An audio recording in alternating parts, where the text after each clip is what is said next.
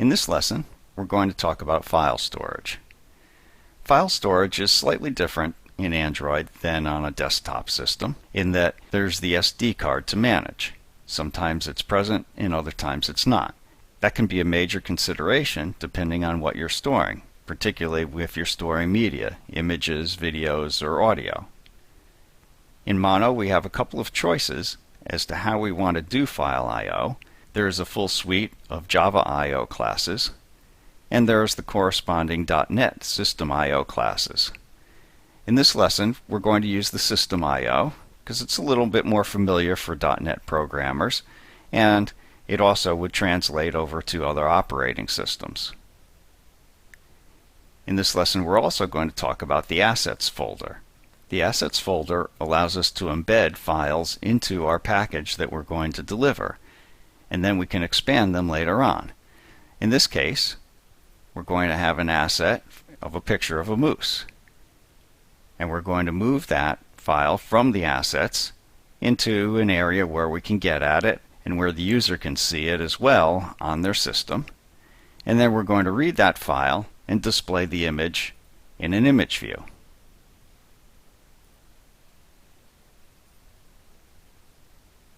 So we have a couple of strings that we want to keep for members, the file name, and we're going to have a directory, and this directory is going to vary depending on whether we're on local storage or we're on an SD card. We have the button handlers, and the first one moves the file from the assets onto the device. So we're going to be looking for a directory, and the first thing we want to know is if we have external storage available.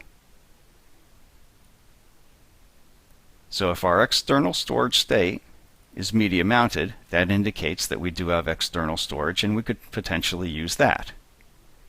In order to use that, we need to get the application and its method called getExternalFiles directory.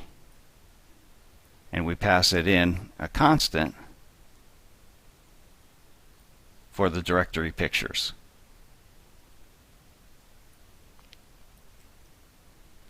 If the SD card is not mounted,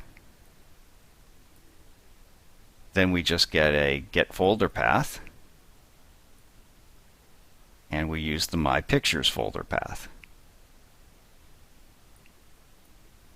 And finally, if the directory does not exist, we're just going to create it. And our entire picture path will combine this directory that we just figured out and the picture file name. Now we get to move the asset into that file. We get a stream from our assets, opening up the picture file name. And then we create a stream to our target directory, and we create a new file. And then we just copy from the asset directory to the target directory using the streams. Finally, the easy part, the reading the file into an image view. We're going to create an Android graphics bitmap.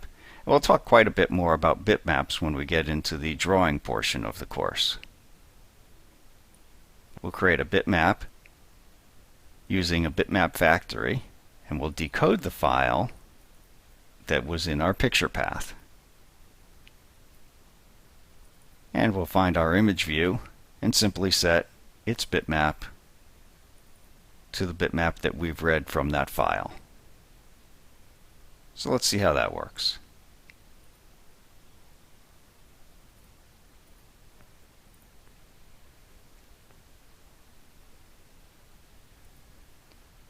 So first we'll move the file from our assets,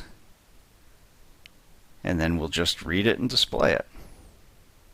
And there's our moose picture.